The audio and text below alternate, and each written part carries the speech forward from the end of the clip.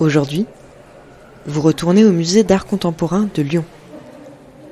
On est en juillet 2021 et ça faisait longtemps. Tout est droit dans cette maison. C'est vrai que ça change de d'habitude. Bien sûr, le musée était fermé à cause de la pandémie. Mais vous avez arrêté d'y aller bien avant.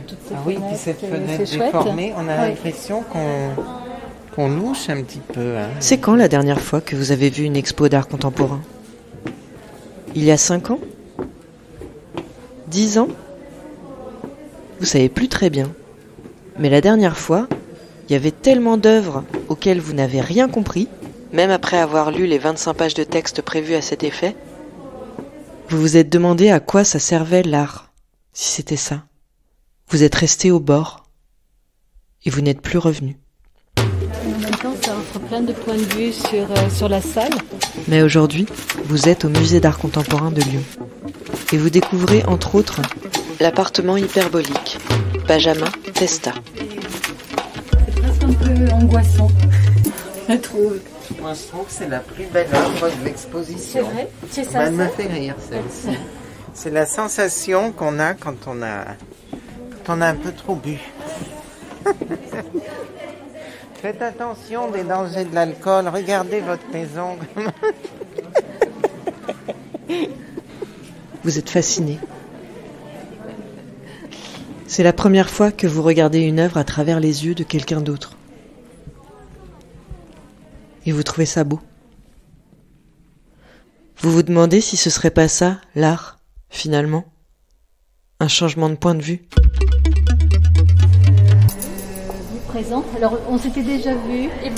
Ouais, moi, je suis Catherine, donc bénévole, et on avait fait une visite, si vous vous souvenez, en juillet. Oui. Donc, le projet a redémarré. Donc, aujourd'hui, il y a la découverte de l'exposition. Je suis bénévole dans cette association Habitat Humanisme depuis une dizaine d'années. Alors, c'est un mouvement qui a mis en place des lieux d'accueil avec l'ambition non pas seulement d'héberger les locataires, mais aussi de les accompagner dans l'insertion professionnelle, sociale.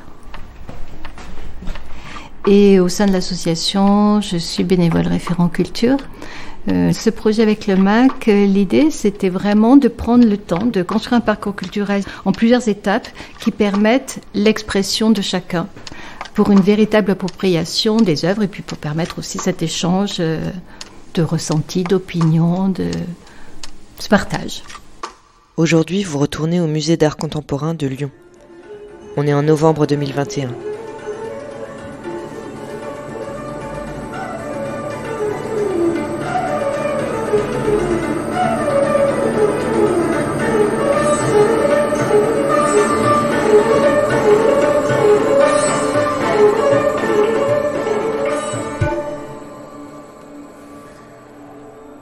Je m'appelle Safia.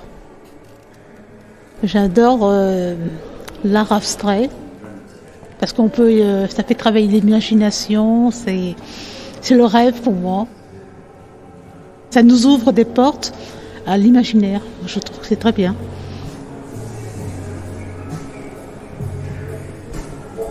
Christine Rebet, Escapologie.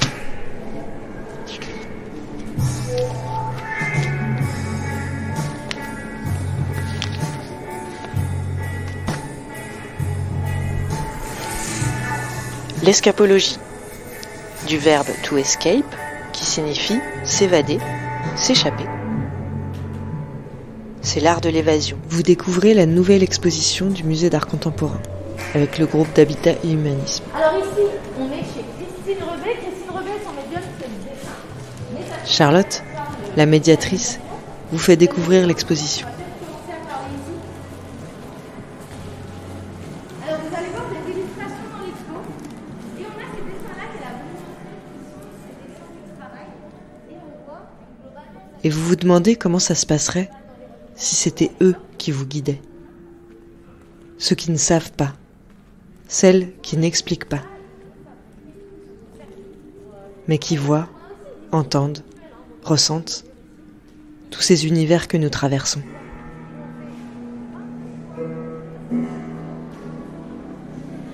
Quand je suis rentré dans celle-ci, j'avais plus envie d'en sortir. Je ressentais de la sérénité. Quand vous étiez sur le bateau? C'est le bateau. Je ressentais de la sérénité, la lumière, les couleurs. Et puis cette odeur, je ne sais pas si c'était l'odeur de la corde. Et puis les draps au-dessus. Enfin, c'était. Moi, je ressentais beaucoup de sérénité. Ouais, j'avais envie de rester là. Donc le calme, ouais, la sérénité. Ouais, non, ça me fait du bien.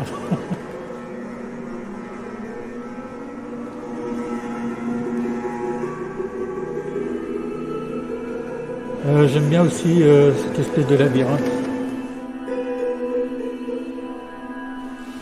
Voilà, j'aime bien les labyrinthes parce que ça correspond un peu à mes pensées complexes par moments. Et voilà, donc c'est les deux choses qui m'ont intéressé. J'en ai souvent rêvé. Se réveiller et vivre dans un monde qui n'a rien à voir avec ce que nous savons. Regard. Trace. Rituel. Métamorphose. Ruine. Souvenir. Liberté. Geste. Regardez les autres si vous êtes perdus. Justement, accrochez-vous au groupe. On va essayer de mettre une intention maintenant. C'est la journée, vous êtes hyper joyeux d'être ensemble. Et vous allez faire cette gamme non verbale. Voilà, on ne parle pas. Mais dans ce message, je vous demande d'exprimer toute la joie qu'il est possible d'exprimer dans ces petits gestes. Ok ? Et on le fait tous en se regardant comme ça, on part ensemble. Aujourd'hui, vous n'êtes pas au musée d'art contemporain de Lyon. Oui. Vous êtes dans une escale solidaire d'habitat et humanisme. Il fait chaud. Ça parle pas tellement d'art aujourd'hui. Ça rigole. Je suis Céline Déridé. Je suis comédienne, chanteuse et formatrice en prise de parole dans l'accompagnement à l'aisance orale. L'objectif de l'atelier que j'ai fait avec les participantes et les participants, c'était d'exprimer son ressenti par rapport à une œuvre qui les attire particulièrement. Regardez-vous, aidez-vous les uns aux autres, voilà, je peux vous aider. Qu'est-ce que c'est beau, tous ces gestes. J'ai proposé plutôt un travail par le corps, d'exprimer par un geste une émotion en lien avec cette œuvre et de rentrer dans la parole par ce biais-là. Donc en tout cas dans l'émotion, il y a quelque chose de très solaire, il me semble, de très joyeux. Après, vous pouvez aussi par rapport au regard. Je pense que dans un regard, on n'a pas besoin de s'exprimer. Dans un regard, on peut comprendre beaucoup plus de choses que dans des paroles. Et du coup, comment l'émotion que ça vous provoque, du coup, c'est quoi, Yvonne ? Un regard, c'est très important. Il peut être désagréable à rencontrer, au contraire, très, très chaleureux.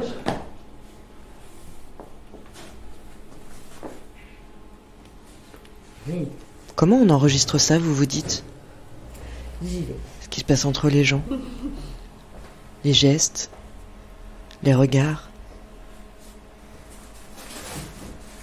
les morceaux d'histoire qui émergent. Comment j'enregistre ce qui ne s'entend pas ?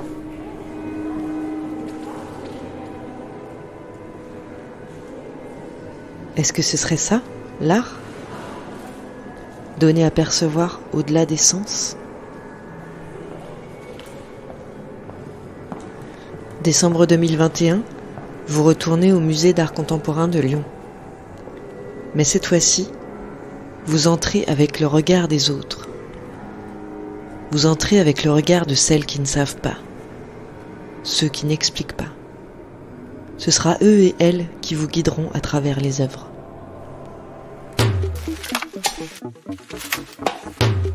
Hélène Hulac, Dame Pipi. Jean-Pierre. J'ai choisi une peinture où on voit des femmes qui urinent et qui font penser à des sorciers.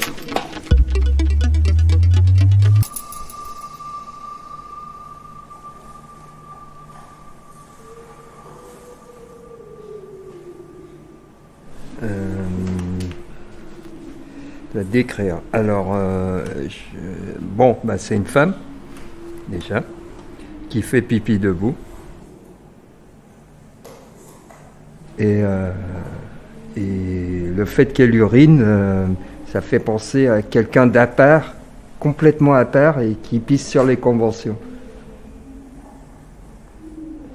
Alors ça me fait penser à un personnage très proche, mais que je vois arrogant, un peu cruel, qui est en fait proche par la parenté, mais pas proche, qui n'a pas de côté maternel en fait. Elle a intoxiqué, retourné le cerveau de ses enfants, quelque part, parce que sa manière de faire, elle est à part. Et elle a fait croire à ses enfants qu'en fait c'était la normalité d'être à part. Et du coup, quand ils se sont retrouvés à affronter la vie, ils étaient en décalage, au contraire de ce qu'on attendait d'eux. Donc ils se sont retrouvés errants dans la vie, pendant longtemps avant de se remettre sur les rails. Il a fallu apprendre à vivre tout seul.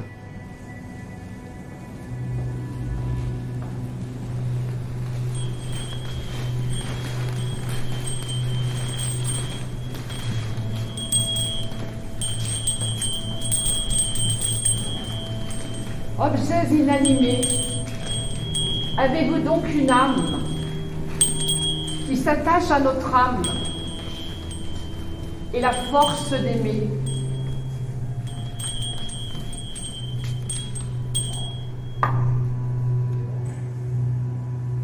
Delphine Ballet, figure de cire. On est dans un autre monde, au siècle dernier, par la tenue vestimentaire, par la vaisselle également. Comment faire société aujourd'hui, alors qu'il faut garder une distance avec l'autre?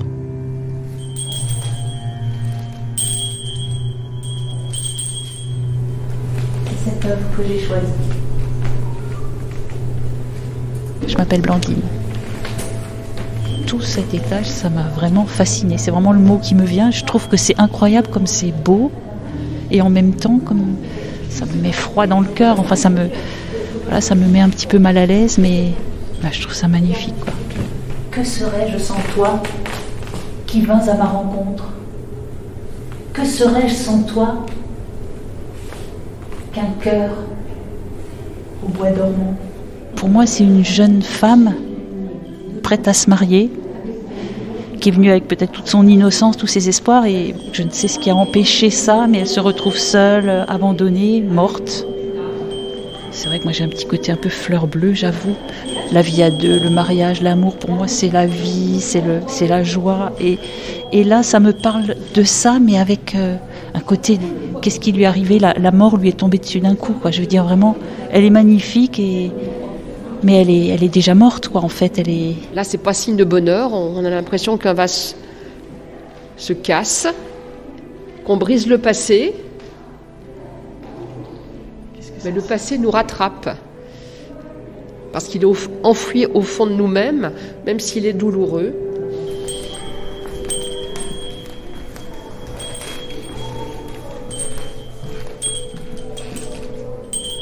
Cette cloche appartenait à ma mère. Quand elle était jeune, elle est partie en Angleterre se placer chez des bourgeois pour les servir. Alors je m'appelle Evelyne, cette cloche-là, elle a appartenu à ma mère quand elle était jeune. Elle a quitté son village du budget natal pour aller à Nottingham en Angleterre, où elle était donc placée chez des bourgeois, comme dame à tout faire, pour servir ses maîtres. Et du coup, elle avait une petite cloche pour appeler les gens, donc, pour les repas. Et du coup, cette cloche, je l'ai gardée, car c'est le souvenir de ma mère. C'est une petite dame, en fin de compte. Je pense que c'est du bronze. Il est très âgé. Et malgré le temps, apparemment, elle est sûrement plus vieille que moi, cette cloche. Et elle fonctionne encore. Et ce grelot me rappelle que le temps passe également. Et que l'objet, souvent, est au-dessus des gens, puisqu'il traverse le temps. Objets inanimés, avez-vous donc une âme qui s'attache à notre âme et la force d'aimer. Merci Éline.